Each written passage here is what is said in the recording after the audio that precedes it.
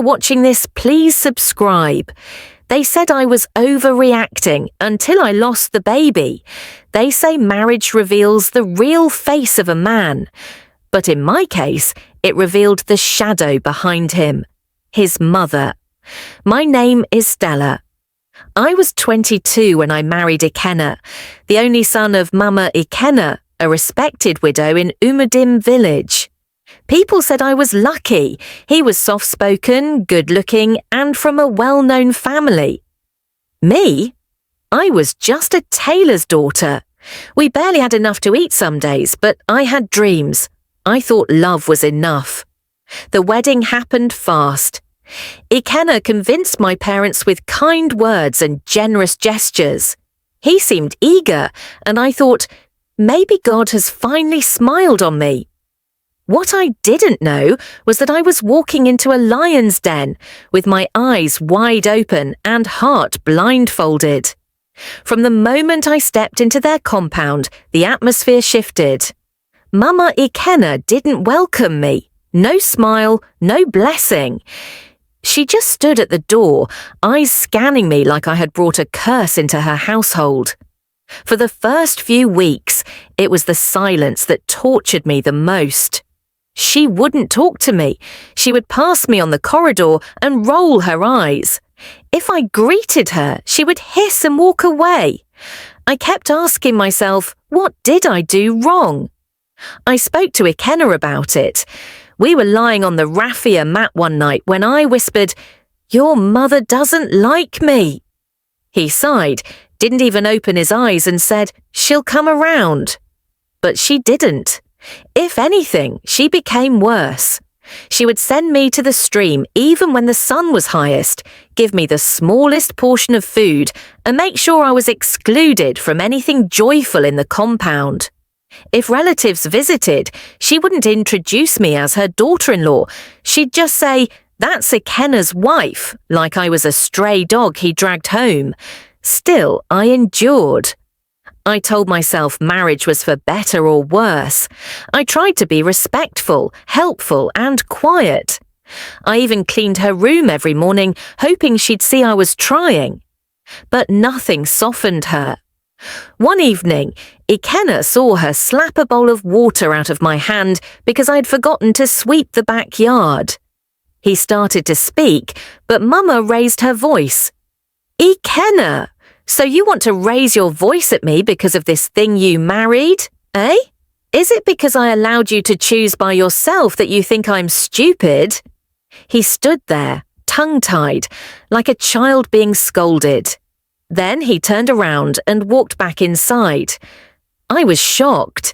That was the day I knew my husband was not mine.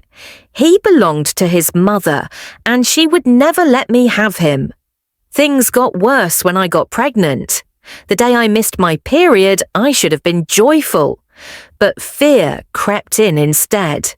I knew Mama Ikenna would see the pregnancy as a threat. I was right. When I told Ikenna, he just nodded. Not a hug, not a smile. Just, okay. I knew then I was alone in this journey. From that day, the real horror began. She increased my chores. She stopped giving me food, said I should cook for myself. The kitchen was always locked. I had to beg the neighbour's daughter, Nwakaigo, for Ghanian salt sometimes. She made me fetch water with a leaking calabash. She sent me to farm with a hoe twice my size.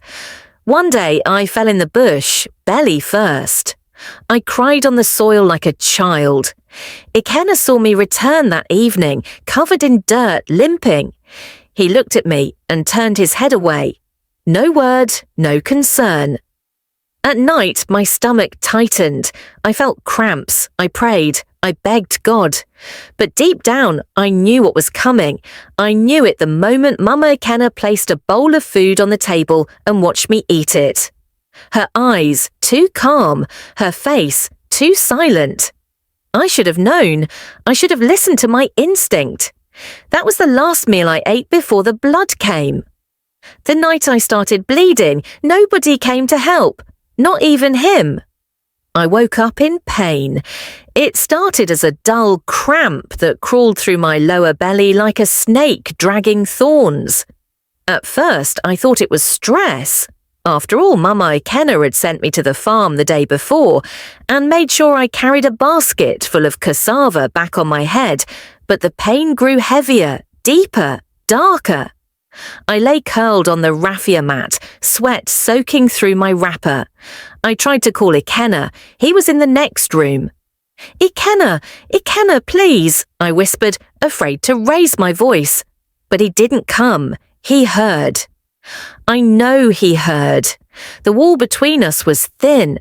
That evening, Mama had served me yam porridge, her first act of kindness in weeks. She watched me eat like a hawk, smiled when I finished, said nothing when I thanked her. My stomach started hurting a few hours later. Now, as I lay there, I felt the wetness between my legs. When I touched it, my fingers came back red. Blood, hot and thick, my vision blurred. I screamed this time. "Ikenna, please, something is wrong." My voice cracked. I was shaking. I couldn't even sit up. The door creaked open.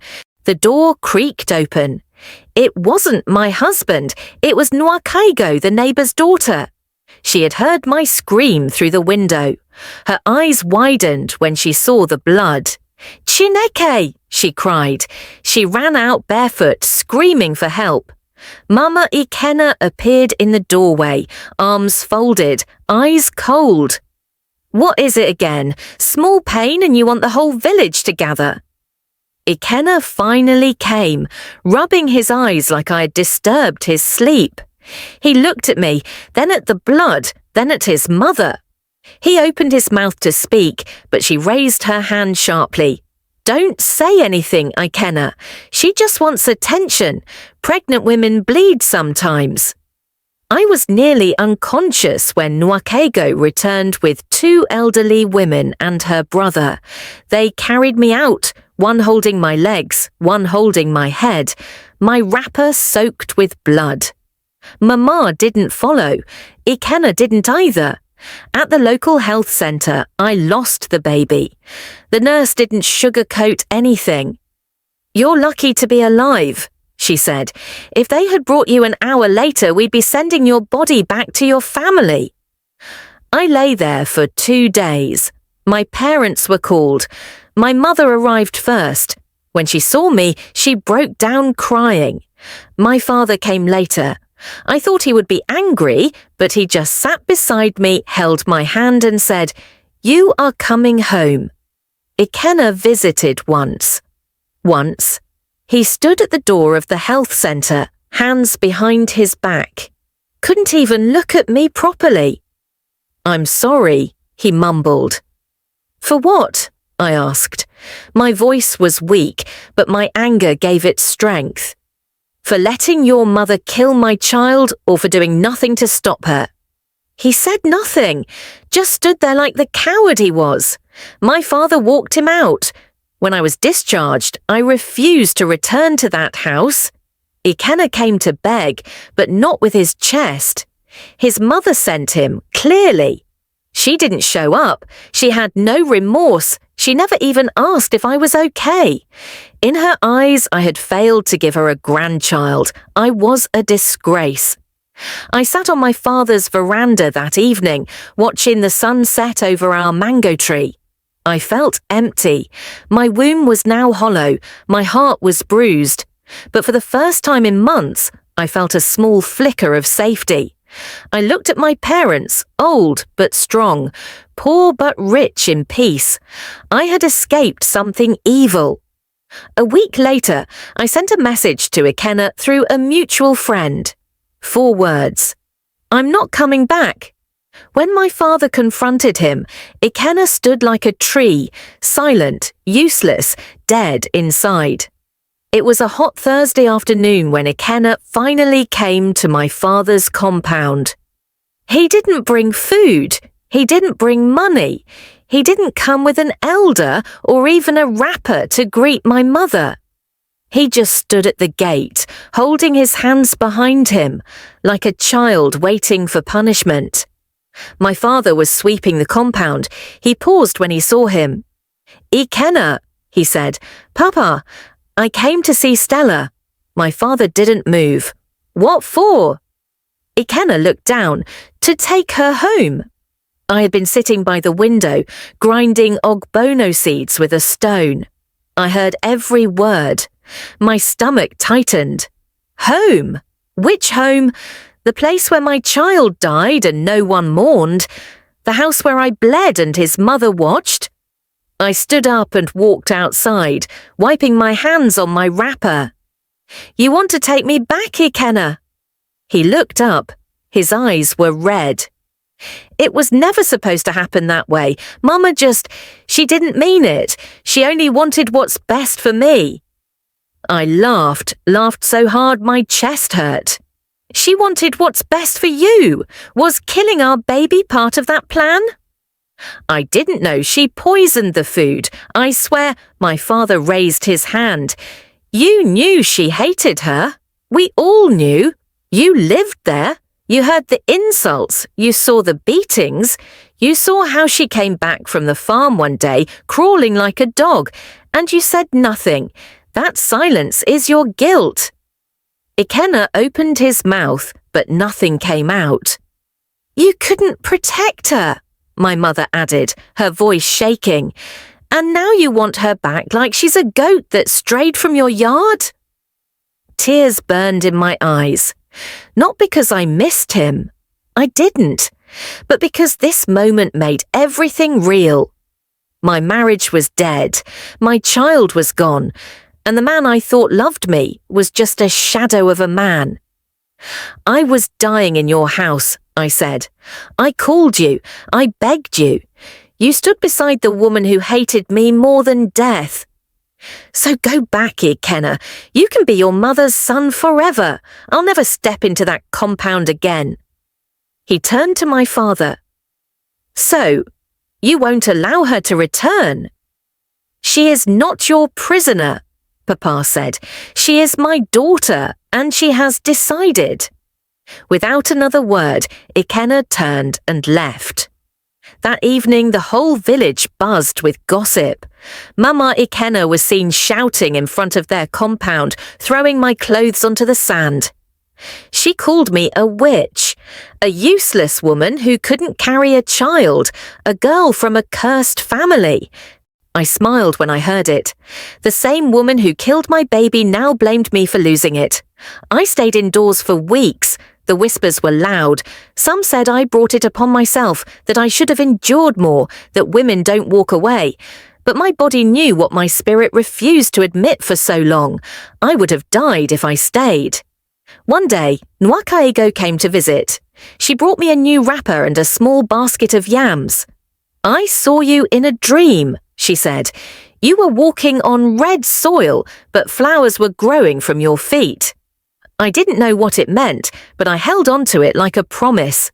2 months later, the divorce was formal. No bride price refund, no ceremony, just silence. The same silence I had lived in, now wrapped around Ikenna's house. Mama Ikenna fell sick not long after. I didn't rejoice, but I didn't pray either. I didn't bury myself with the baby. I rose, with scars, yes, but I rose. It's been 3 years since I walked out of that compound barefoot, with nothing but my name and my grief. I'm still in the village, but I am not the same woman. When I moved back in with my parents, I was hollow. I slept on the mat beside my mother like a child again. I barely spoke, my body was weak, and my spirit even weaker. Some days I woke up and stared at the ceiling, asking God why I was still alive, why he didn't just take me along with the baby. But slowly, life started to push me forward. My mother offered me small things, warm soup, wrappers to stitch, silent hugs. My father never said much, but he sharpened my tailoring scissors and built me a small wooden table under the mango tree. It was his way of telling me, start again. And so I did. I took my first customer 2 weeks later, a neighbour's wife who wanted a simple blouse. She paid me 800 naira. It was the first money I made for myself in over a year. I bought thread, chalk, and more needles. Soon more women came, then their daughters, then their friends. Within 5 months, I was the tailor most people called first. I started smiling again. At night, I would sit under the moon and talk to my child, the one I never got to meet. I told the baby everything, that Mama Ikenna couldn't break me, that Ikenna never really deserved me, that I was becoming someone again. I never answered Ikenna's letters. Yes, he wrote, 2 of them. One he sent through Nwakego, one he brought himself. He stood at our gate one evening, holding a brown envelope. He looked thinner, older, like the weight of silence had started pressing on him too. "I made mistakes," he said. "Big ones. Mama is sick now. She wants to see you." I stared at him for a long time. "I am not God," I replied. "I can forgive, but I won't return to death." He swallowed hard.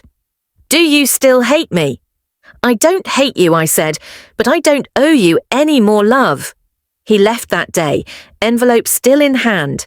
People say Mama Ikenna is dying slowly, that she calls my name sometimes in her sleep, that she sees blood in her dreams. I feel nothing, not joy, not pity, just silence. The same silence she fed me when I cried under her roof. I now teach 2 young girls how to sew. One of them, Onyenyechi, is from a family just as poor as mine used to be. She told me last week, "Auntie Stella, I want to be like you." I smiled and said, "No, my dear, be better." I haven't remarried. Maybe I will, maybe I won't. But now it won't be out of desperation.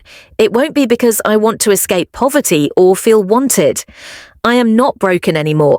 I am not a victim. I am a woman who rose from a house of hate, with empty hands but a heart full of fire. So if you're listening to my story and you're stuck in a place where love feels like poison, leave. If they tell you a woman must endure till death, ask them whose death they mean. Mine almost came early, but I chose life, and I will never apologize for that. For more stories, please subscribe.